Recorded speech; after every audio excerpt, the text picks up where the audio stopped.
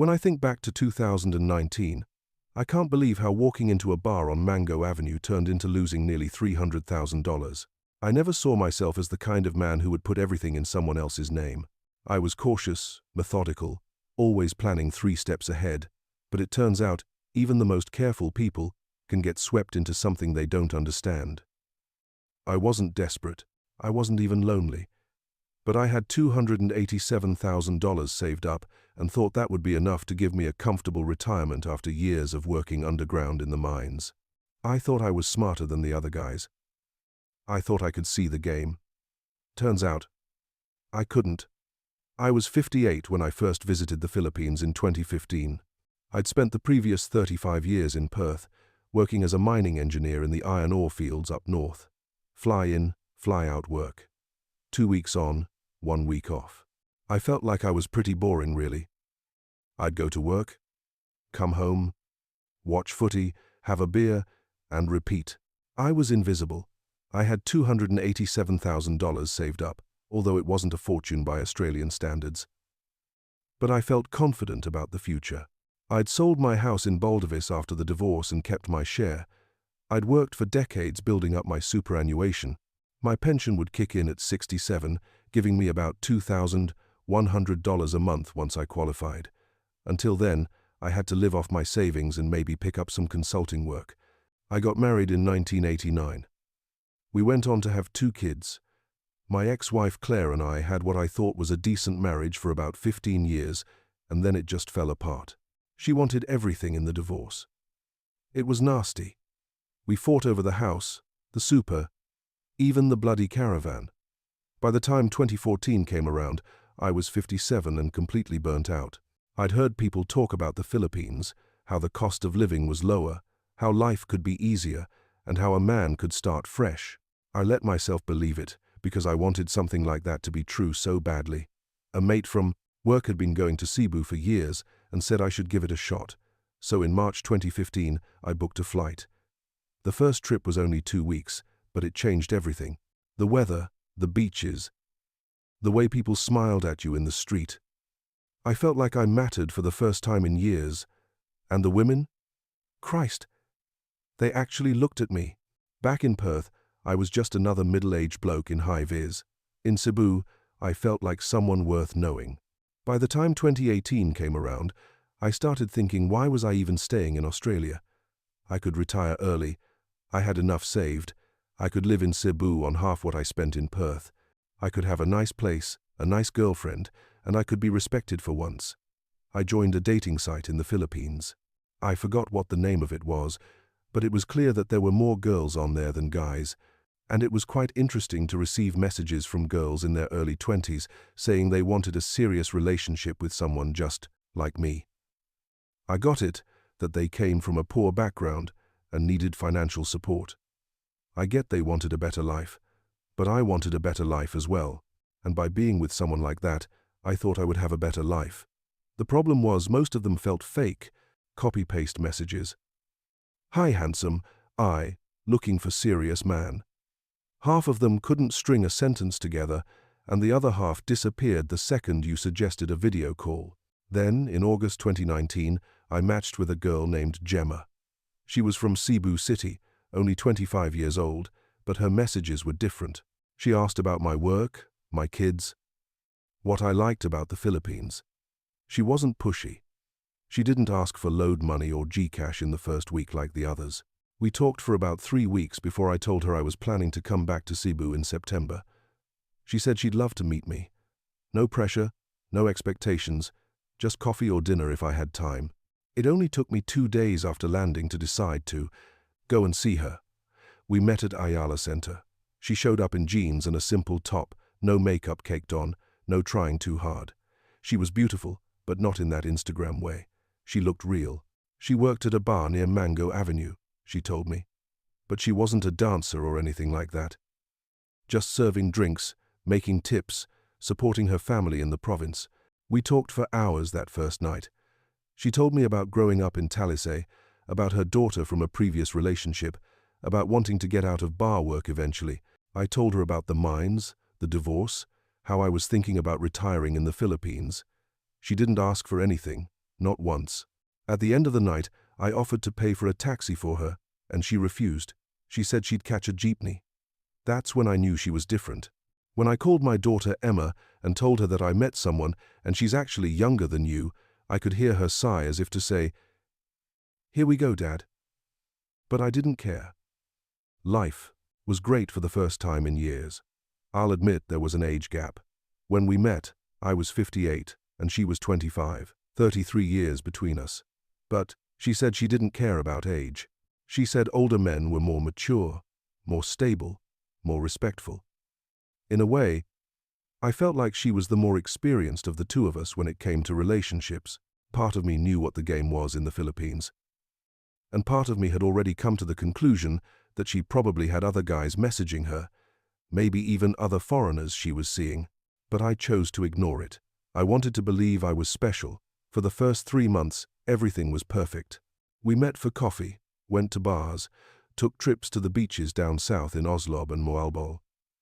I found myself opening up to her more than I expected. She listened when I talked about my ex-wife, my kids, the years I'd wasted feeling like I didn't matter. After dating for 4 months, that's when we decided to take things further. She was traveling over an hour each way from Talisay to meet me in the city, and it didn't make sense. I was renting a small apartment in La Hague. 1 bedroom, nothing fancy, but clean and comfortable. She moved in with me in January 2020, right before the world shut down. Looking back, the timing was perfect for her. COVID hit, the bars closed, and suddenly she had nowhere else to go and no income. I became her only option. She was working at the bar and making around 8,000 pesos a month, maybe 12,000 with tips. I agreed to replace her income while she looked for other work. I sent her 10,000 pesos a month, about $250 Australian. I felt like this was a fair amount and it wasn't going to break me. It was less than I'd spend on beer and petrol back home. I was happy to make those changes because a part of me always was looking for a connection and to have someone to go home to in the evenings. We'd cook together, watch Netflix, go for walks around Tops when the restrictions lifted. She was affectionate, always touching my arm, calling me babe, making me feel wanted. After we had lived together for 8 months, I had to pull the trigger and ask her to marry me. I wanted to take things further with her, and I felt like she would want the same, which she did. We decided to get married in September 2020, both excited about it. Quick ceremony at the municipal hall, nothing fancy, just us and 2 witnesses. She cried when I put the ring on her finger. After things went smoothly for 6 months of marriage, it only seemed logical to look for property. I wasn't about to rush into things, though. Gemma had been talking about building a house in her hometown of Talisay, somewhere we could retire eventually, maybe rent out in the meantime. Her family had land there, she said, a small plot near the beach. Nothing developed yet, but it was in a good area. Her uncle owned it, but needed money, so he was willing to sell it cheap. She showed me pictures on her phone. Coconut trees, ocean view, quiet neighborhood. It looked perfect. We went to look at the land in November 2020. It was about 300 square meters, undeveloped, red dirt and grass. But she was right about the location. You could see the water from the road. The uncle was there, older guy, friendly enough, speaking Cebuano too fast for me to follow. Gemma translated everything. He wanted 800,000 pesos for it. That was about $22,000 Australian at the time. It seemed cheap compared to Perth, where you couldn't get a parking space for that price. Gemma said if we bought it now and built later, the value would go up. We could build a small house for maybe another 2 million pesos, rent it out for 15,000 a month, and it would pay for itself. I should have thought longer about it, but I was caught up in the excitement. We bought that land for $22,000. It wasn't much money in the grand scheme of things. Seemed like a good investment. We'd build our retirement home eventually, maybe in 5 years when I qualified, for my pension. As a foreigner, I wasn't allowed to own land in the Philippines, most definitely not land, and therefore not a house. That was something that really annoyed me because I felt like if I could have done everything properly in my own name, things may have turned out better. But we were married. What was hers was mine, right? That's what I told myself. She assured me that Filipino marriage law protected my investment. If anything happened, I'd get my share. I wanted to believe her. 3 months later, in February 2021, she said we should start building. I wasn't ready to drop that much money yet, but she'd already been talking to contractors, getting quotes, making plans. She showed me drawings of a simple 2-bedroom house, nothing fancy, concrete and tin roof, but livable. The contractor quoted 2.5 million pesos. That was about $68,000 Australian. I nearly choked when she told me. That was way more than the 2 million she'd mentioned before. But she said costs had gone up because of COVID, materials were more expensive, labor was harder to find. I sold $73,000 worth of my investments back in Australia and transferred the money to her account. The contractor needed 50% upfront, she said, and the rest in stages as the build progressed. We were going to have a house finished by August 2021, our own place, no more renting. For the first 3 months, things seemed to be moving. I'd see photos she'd send of the foundation being poured, walls going up, roof beams being installed. I went down there twice to check on it myself. It looked legitimate. By June, the house was maybe 60% done. Then the progress slowed. The contractor needed more money, Gemma said. There were unexpected costs. The septic system was more expensive than quoted. The tiles she wanted were out of stock, so we had to pay more for different ones. The electrical work needed an upgrade to meet code. Every month, it was another 50,000 pesos here, 80,000 there. By the time we actually moved into the house in November 2021, I'd spent a total of $95,000. Way over budget. But it was done. We had a house. It was in her name, but it was ours. 6 months later, in May 2022, Gemma said we should buy a vehicle. She wanted a car at first, but cars were expensive in the Philippines, and honestly, we didn't need one for just getting around locally. She suggested a tricycle instead. Not for us to ride, she clarified. As a business, we could buy a tricycle, hire a driver, and they'd operate it as a franchise. The driver would pay us a daily boundary fee, we'd cover maintenance, and we'd make passive income. She said her cousin knew someone who made 800 pesos a day doing this. I looked at it and did the math. A new tricycle cost about 180,000 pesos for the motorcycle and another 80,000 for the sidecar. That was roughly $7,000 total. If we made 800 pesos a day, that was 24,000 a month, minus expenses. It could work. The thing was, her cousin knew a guy selling a barely used tricycle for 220,000 pesos, about $6,000, cheaper than buying new, and it was already registered and had a franchise route assigned. I sold another chunk of my Australian investments and sent her the money. We bought the tricycle in June 2022. Her cousin's friend became our driver. For the first 2 months, things seemed okay. The driver was paying his boundary, around 500 pesos a day, which was less than Gemma had promised, but still something. Then the problem started. The motorcycle needed a new engine part, cost 18,000 pesos. Then the sidecar got damaged in an accident, cost 25,000 to repair. The driver missed payments, saying business was slow. Gemma would fight with him in Cebuano, and I'd just sit there not understanding a word. By December 2022, I'd spent another $8,000 on repairs and coverage for missed payments. Total investment in the tricycle, $14,000. We were making maybe $150 a month if we were lucky. It was a disaster, but Gemma kept saying it would turn around. Around the same time, the family requests started escalating. Before we were married, Gemma never asked for anything from me. She was happy and content just being able to spend time together. But when we were married, I could feel like she was more comfortable, but not comfortable in a positive way, comfortable in a negative way. Her mother needed money for medication. 15,000 pesos. I sent it. Her brother's wife had a baby and needed help. 20,000 pesos. I sent it. Her cousin needed tuition for nursing school. 35,000 pesos. I sent it. Every month, it was something. Her niece needed a laptop. Her uncle's house needed a new roof. Her sister's husband lost his job. I was sending an extra 25,000 to 40,000 pesos a month on top of our regular living expenses. It wasn't that I couldn't afford it. It was just that I thought we were in a genuine relationship and that she loved me, and if she did, she wouldn't keep asking for it. But every time I said no, things wouldn't go well between me and Gemma and how she acted around me. I couldn't bear the thought of having a miserable woman next to me ruining my life. Every time, though, she brought it up, I told myself I was going to say no, but she just kept pushing and pushing. The silent treatment would last for days. She'd sleep on the couch, she'd barely speak to me. And then, like clockwork, I'd give in just to have peace again.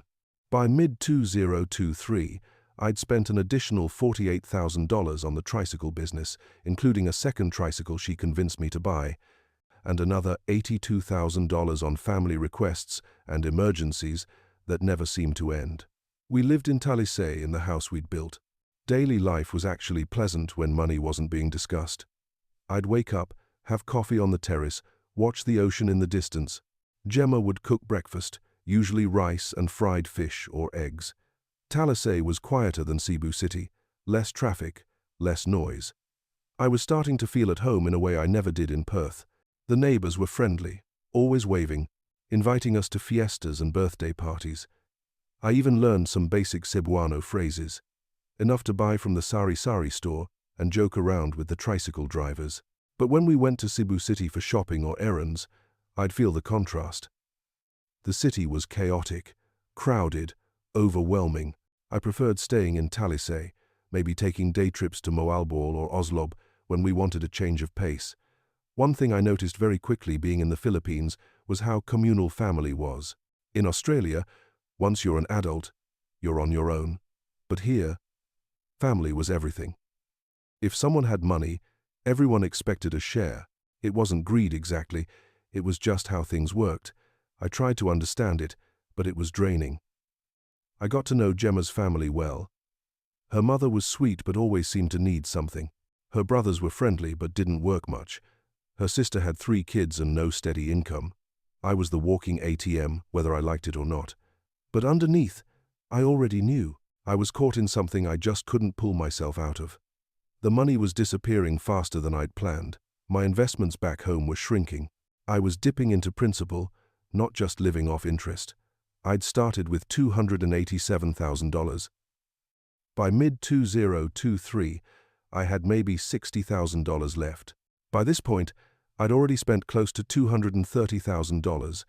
I had roughly $57,000 remaining in my Australian accounts. My original plan was to make my savings last until I was 67 and qualified for the pension. I was only 62.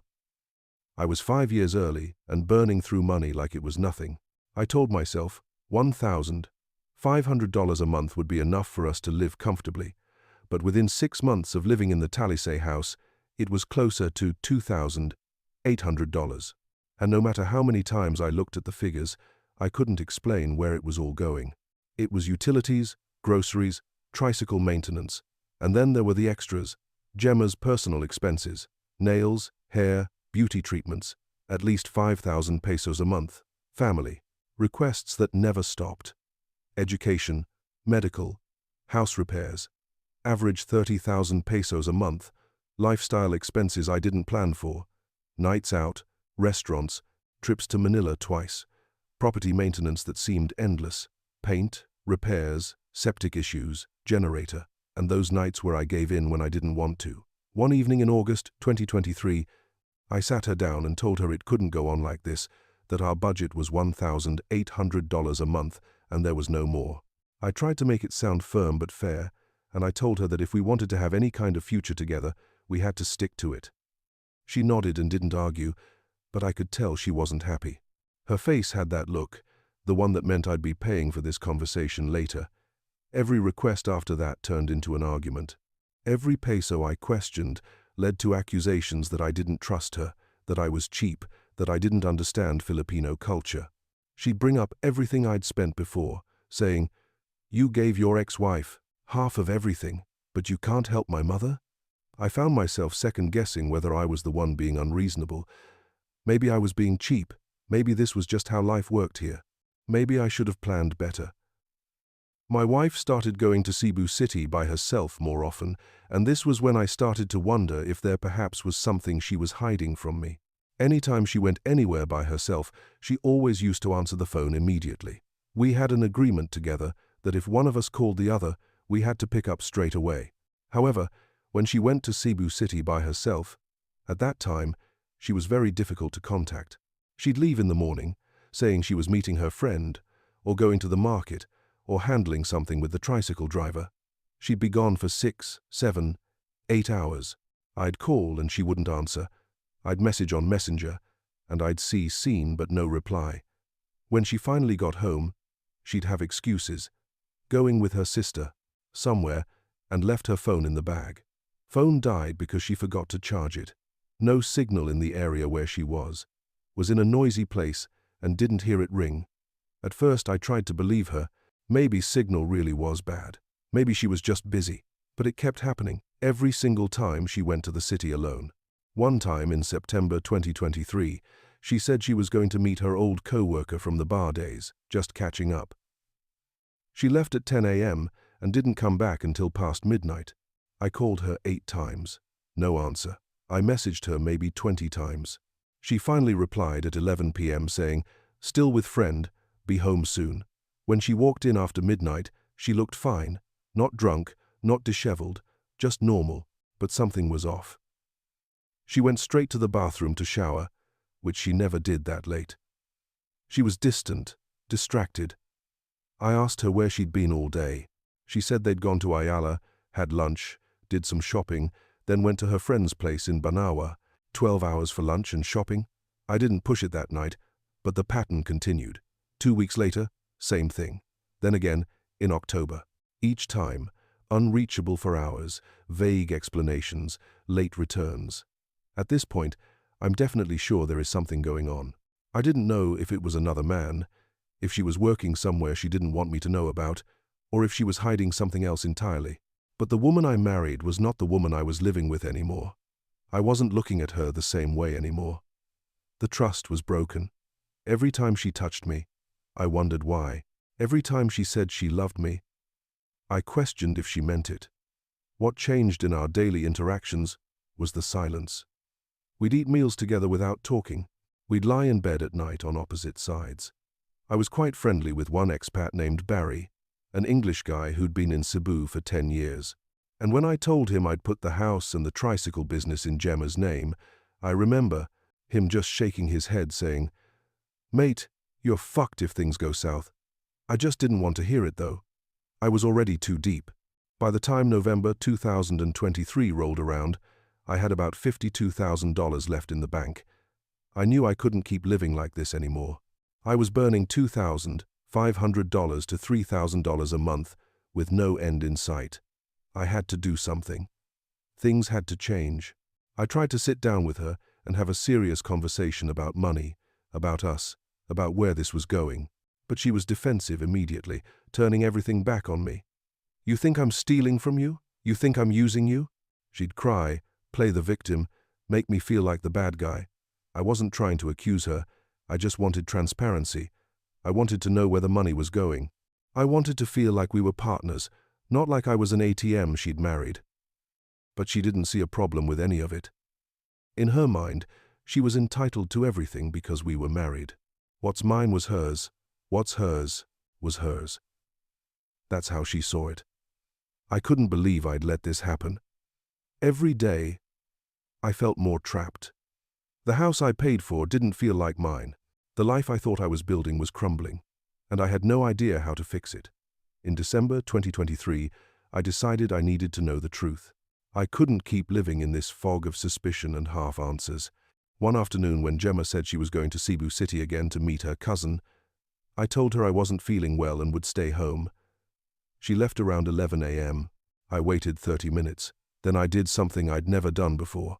I checked her Facebook on the computer. She'd left herself logged in weeks ago and never logged out. I opened Messenger. My hands were shaking.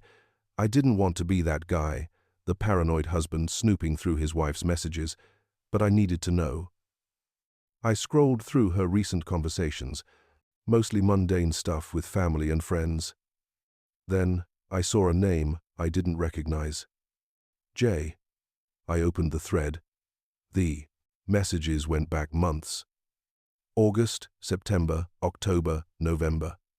Hundreds of messages. August 14. Miss you, babe. When can we meet? Her reply, soon, he's sleeping already. September 3. Can you send me 2K? Need load. Her reply, okay, babe. Sent. October 21. I hate lying to him, but I can't leave yet. Her reply, I know, baby. Just wait. Once everything is settled, we can be together. November 8. Did you get the money from him? Her reply, yes. 30K. I'll give you half when we meet. I couldn't breathe. I kept scrolling, reading message after message. They were planning a future together. She was telling him she loved him. She was sending him money. My money. She was telling him about me, calling me the old man, saying I was useful but boring. There were voice messages. I clicked one.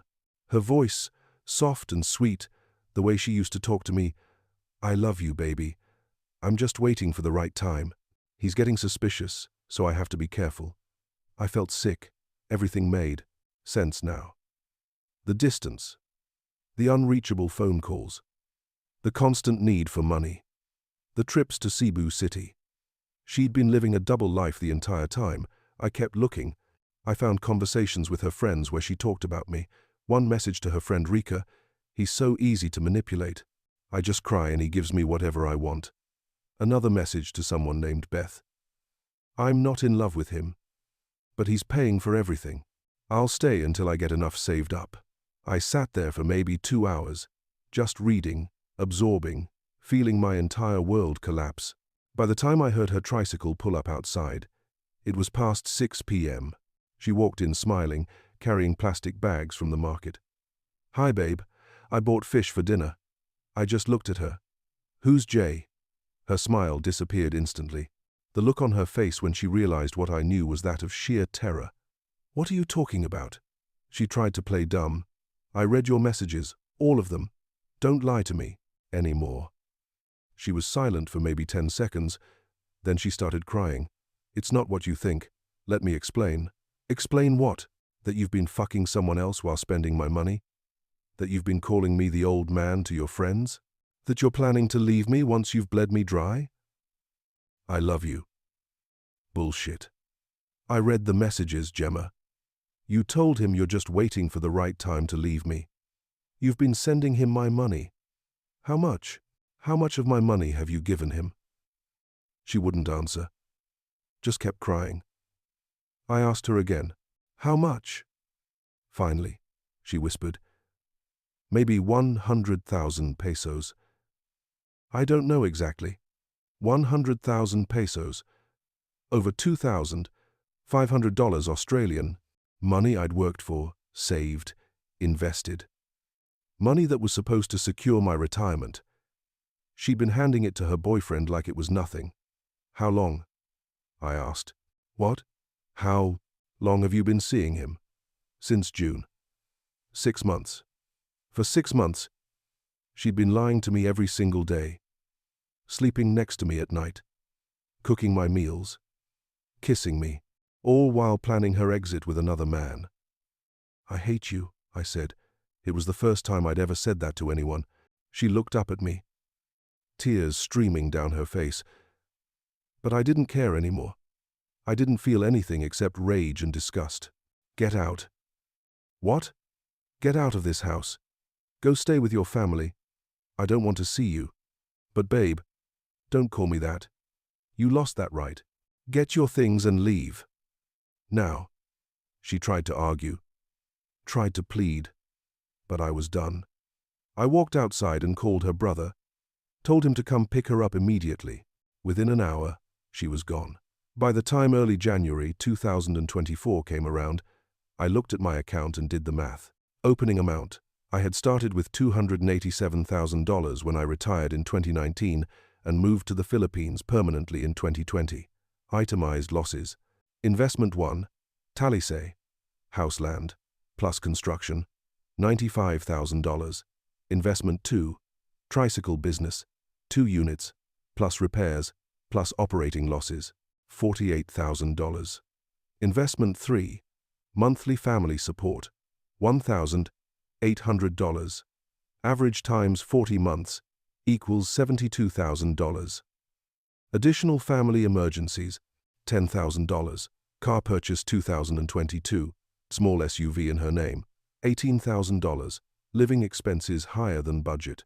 Excess of $800 divided by month times 40 months equals $32,000. Money she gave to boyfriend, $2,500. Miscellaneous appliances, furniture, trips, etc.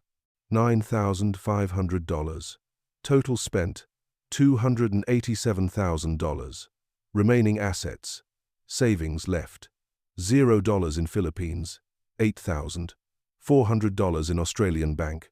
Property owned, none. House, land, car, tricycles all in her name. Income, none until I turned 67 and qualified for Australian pension. What I could access immediately, $8,400. What was recoverable? When I tried to claim any of the property or assets, my lawyer in Cebu told me that because everything was in her name and I was a foreigner, I had almost no legal standing. The house, hers. The land, hers. The tricycles, hers. The car, hers. Even though I paid for everything, even though I had bank transfer records showing the money came from me, it didn't matter. I wasn't Filipino. I couldn't own land, and the money I'd given her during the marriage was considered gifts under Philippine law. I'd spent 4 years of my life, $287,000, and ended up with absolutely nothing to show for it. What a nightmare it was. The fact that she lied about the boyfriend, that she'd been siphoning money to him for months, that she'd been planning to leave me once she'd saved up enough. I'd have probably been less angry if she'd just been honest from the start.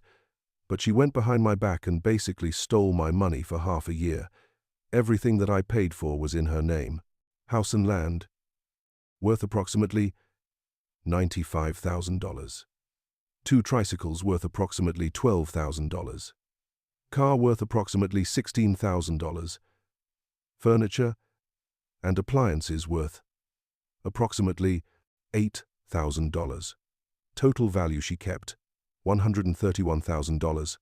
I had no claim over any of it, other than the fact it belonged to my wife. But did I really want her to be my wife now after what I'd seen and learned? For the first 3 days after she left, I stayed in that house alone, just trying to process everything. I didn't know if I should just return to Australia immediately, cut my losses, and start over.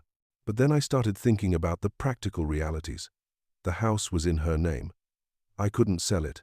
I couldn't force her out of her own property legally, even though I'd paid for every brick and nail. I had no visa issues since I was married to a Filipino, but if we divorced, I'd need to leave or get a different visa. I thought about my options. I could go back to Perth with $8,400 to my name. I'd have to find somewhere to live, probably a share house since I couldn't afford rent on my own. I'd have to find work, which at 62 with a big gap in my resume was nearly impossible. I'd be starting from absolute zero, or I could stay in the Philippines, rent a cheap place, and stretch that $8,400 as long as possible while I figured things out. At least here, cost of living was lower. Maybe I could pick up some consulting work, teach English, something. She tried to come back after about a week. She showed up at the house crying, begging me to forgive her. She tried hugging me, kissing me, saying it was all a mistake and she'd end things with Jay. I'll never do it again, babe. I promise. I love you. Please don't throw away our marriage. I just looked at her. You already threw it away when you decided to fuck him and give him my money. She got angry then, her tears stopping instantly. Your money? Your money? Everything I did was for us, for my family. You knew that when you married me. I knew I was helping your family. I didn't know I was paying for your boyfriend too. She tried a different approach, softer again. He means nothing to me. You're my husband.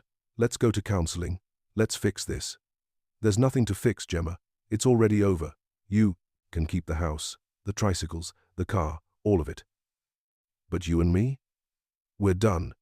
She stood there for a minute, and I could see her calculating her next move. When she realized I was serious, she finally said what I think she'd been thinking all along. Fine.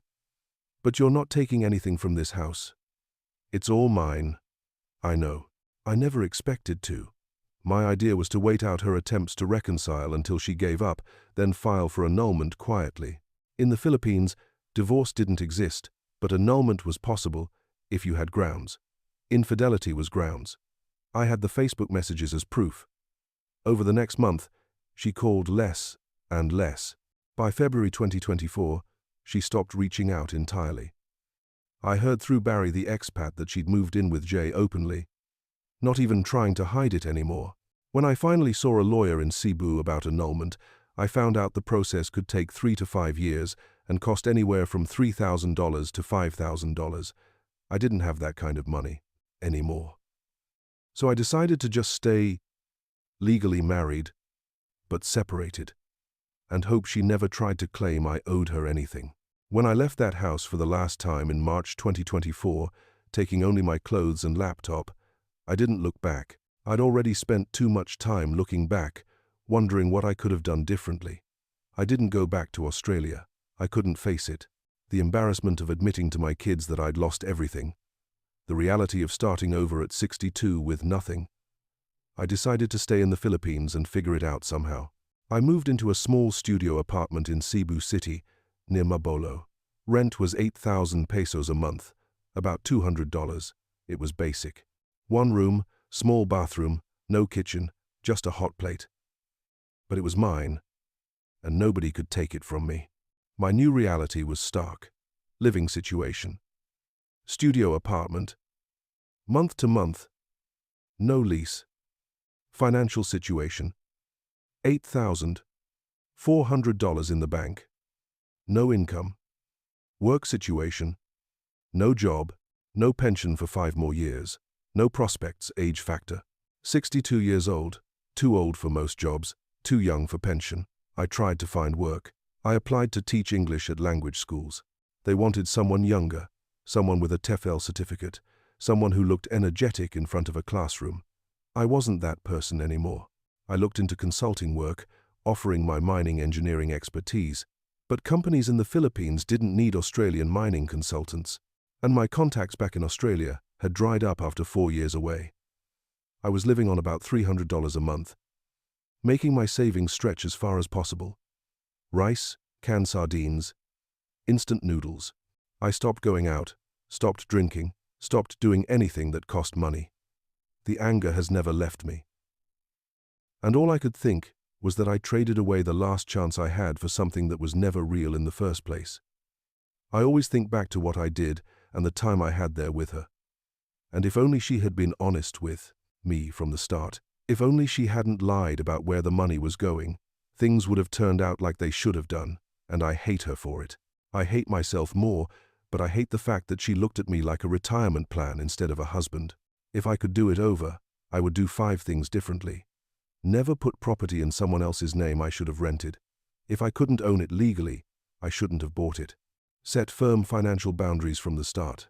The moment family requests started, I should have said, I'll help with X amount per month, but that's it.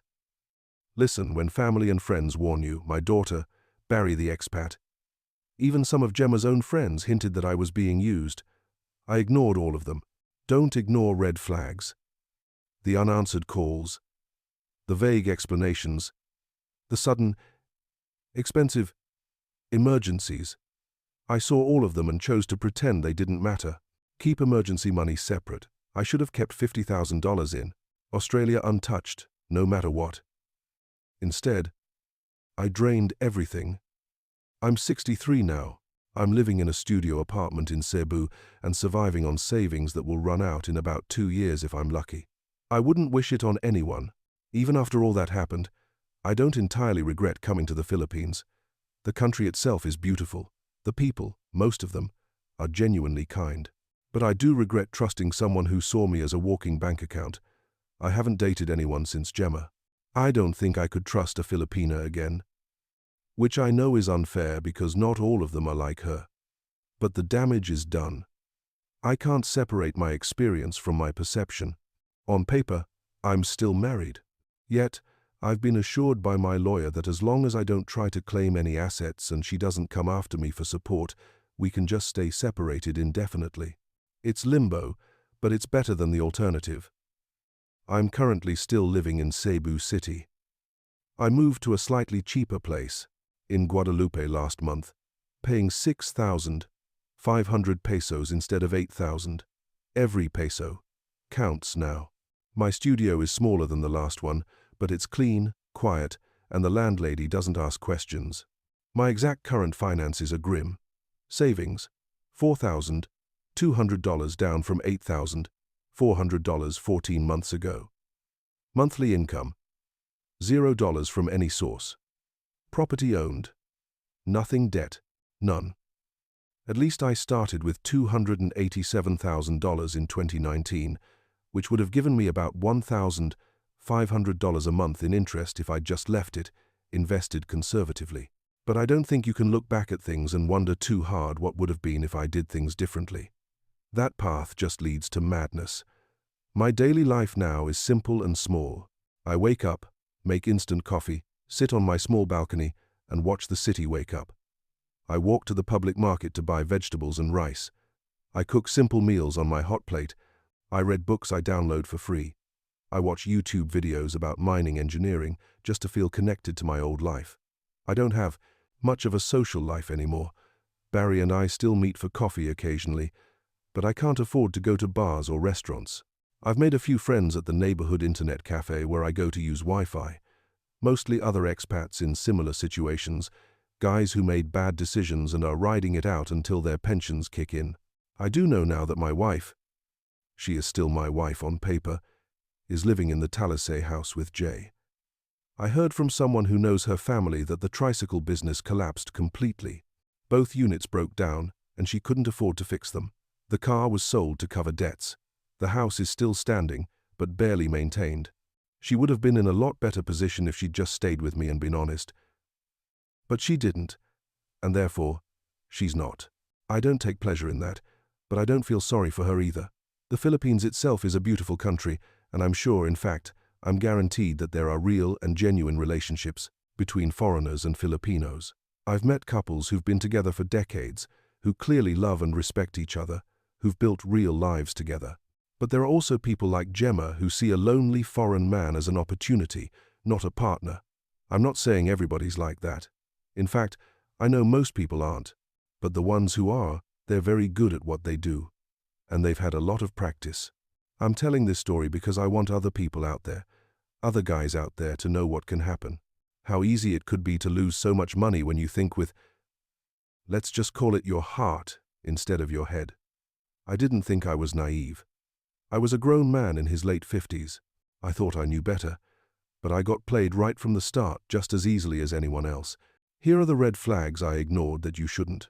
Red flag shown. She was unreachable for hours when she went out alone, despite our agreement to always answer each other's calls. Red flag #2. Family emergencies happened with suspicious frequency and always required exact amounts that escalated over time. Red flag #3.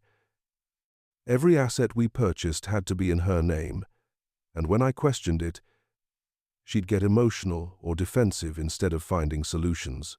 If you see your girlfriend or wife going silent for hours with weak excuses, set a boundary immediately.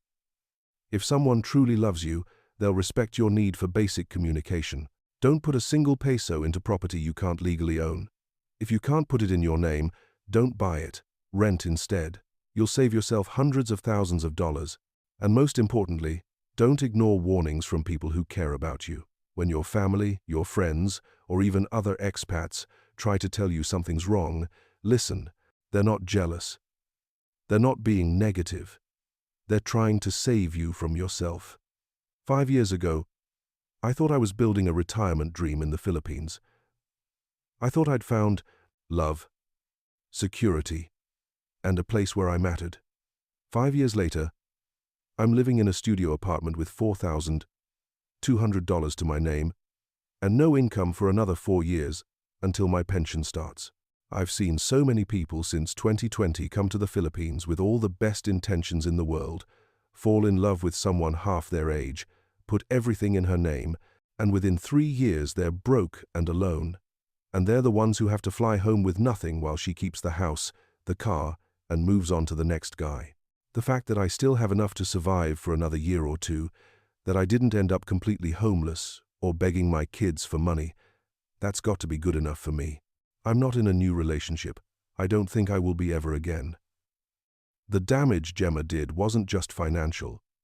She broke something in me that I don't think can be fixed. I can't look at a Filipina my age without wondering what her angle is. I can't imagine trusting anyone with my money ever again. Even if I wanted to date, what do I have to offer? I'm a 63-year-old man with $4,200 and no prospects. The Philippines was the country that I always felt drawn to after my first visit.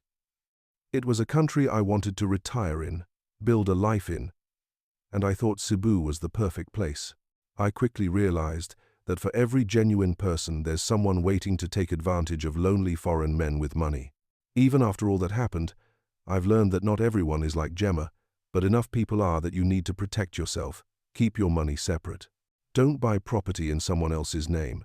Set boundaries with family requests, and most of all, don't ignore red flags just because you're lonely and someone's paying attention to you. I thought I was building a future with Gemma, but she was building an exit strategy with my money. By the time I realized it, my retirement had vanished. Just make better decisions than I did if you want to do the same.